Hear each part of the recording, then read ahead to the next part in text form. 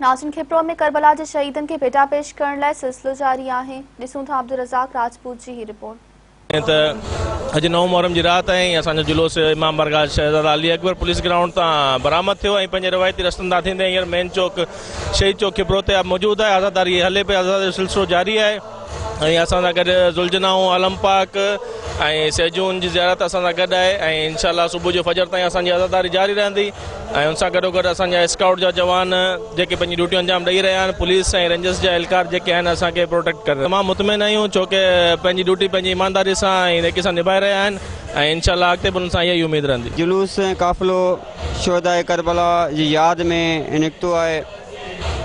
हीउ जुलूस शाम मगरिब नमाज़ खां पोइ अली अकबर पुलिस ग्राउंड में निकितो आहे। उन सां गॾु ज़ियारतूं झूला ऐं ज़ुल्जना के निकिता आहिनि। उन खां पोइ इहो जुलूस हलंदे अली अकबर पुलिस ग्राउंड ते जेको आहे सो अली असगरिया इमाम बारगाह ते मजलिस सां मुनक़द थी। हींअर शहीद चौक ते असीं बीठा आहियूं, जिते आज़ादारी हली रही आहे। असां सां बिल्कुलु ताउन में माशाअल्लाह ॾाढो बहितरीनु जेको आहे सो उन्हनि पंहिंजो निज़ाम संभालियो आहे। असांजी असगरिया स्काउट जेका आहे सा उहा बि भरपूर जेको आहे असां सां गॾु आहे। उन्हनि जो बि जेको आहे सो माशाअल्लाह सुठो स्काउट सुठो कमु करे।